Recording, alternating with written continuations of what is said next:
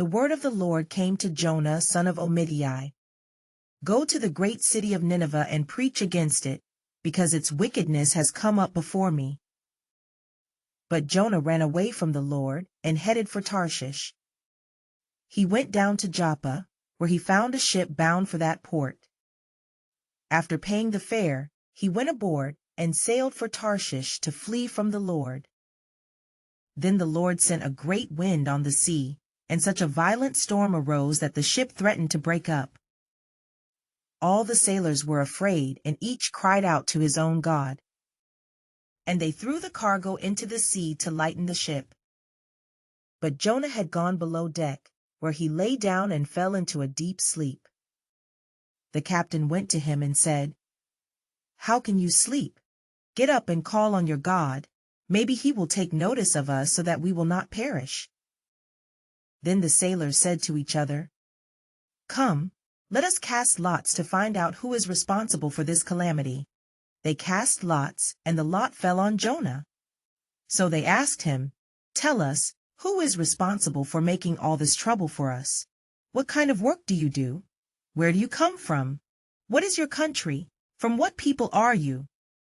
He answered, "I am a Hebrew, and I worship the Lord, the God of heaven, who made the sea and the land." This terrified them, and they asked, "What have you done?" They knew he was running away from the Lord because he had already told them so. The sea was getting rougher and rougher. So they asked him, "What should we do to you to make the sea calm down for us?" "Pick me up and throw me into the sea," he replied, "and it will become calm. I know that it is my fault that this great storm has come upon you." Instead, the men did their best to row back to land. But they could not, for the sea grew even wilder than before. Then they cried out to the Lord, "Please, Lord, do not let us die for taking this man's life. Do not hold us accountable for killing an innocent man, for you, Lord, have done as you pleased." Then they took Jonah and threw him overboard, and the raging sea grew calm. At this the men greatly feared the Lord, and they offered a sacrifice to the Lord and made vows to him. Now the Lord provided a huge fish to swallow Jonah, and Jonah was in the belly of the fish 3 days and 3 nights.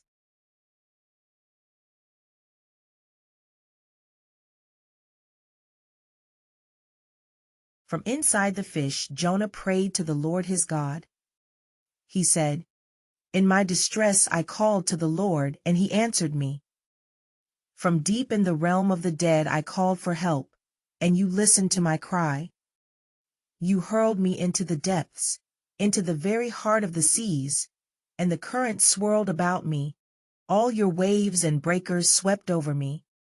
I said, I have been banished from your sight, yet I will look again toward your holy temple. The engulfing waters threatened me. The deep surrounded me. Seaweed was wrapped around my head. To the roots of the mountains I sank down. The earth beneath barred me in forever. But you, Lord my God, brought my life up from the pit. When my life was ebbing away, I remembered you, Lord, and my prayer rose to you, to your holy temple. Those who cling to worthless idols turn away from God's love for them. But I, with shouts of grateful praise, will sacrifice to you. What I have vowed I will make good. I will say, salvation comes from the Lord. And the Lord commanded the fish, and it vomited Jonah onto dry land.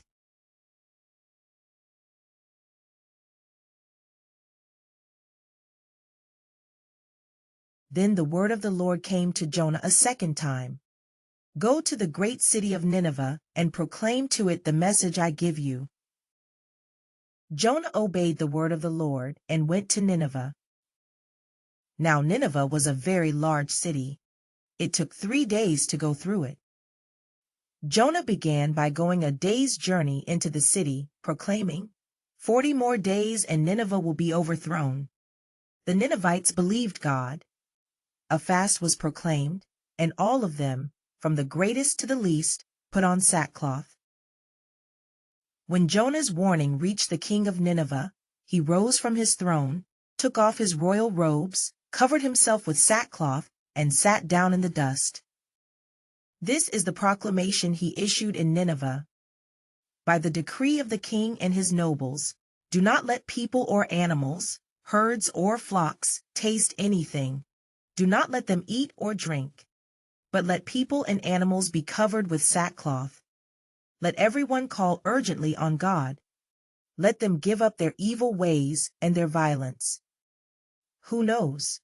God may yet relent and with compassion turn from his fierce anger so that we will not perish.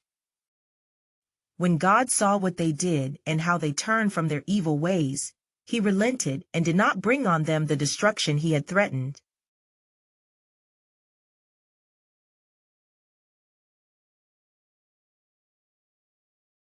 But to Jonah this seemed very wrong, and he became angry. He prayed to the Lord, "Isn't this what I said, Lord, when I was still at home? That is what I tried to forestall by fleeing to Tarshish. I knew that you are a gracious and compassionate God, slow to anger and abounding in love, a God who relents from sending calamity. Now, Lord, take away my life, for it is better for me to die than to live." But the Lord replied, "Is it right for you to be angry?" Jonah had gone out and sat down at a place east of the city. There he made himself a shelter, sat in its shade and waited to see what would happen to the city.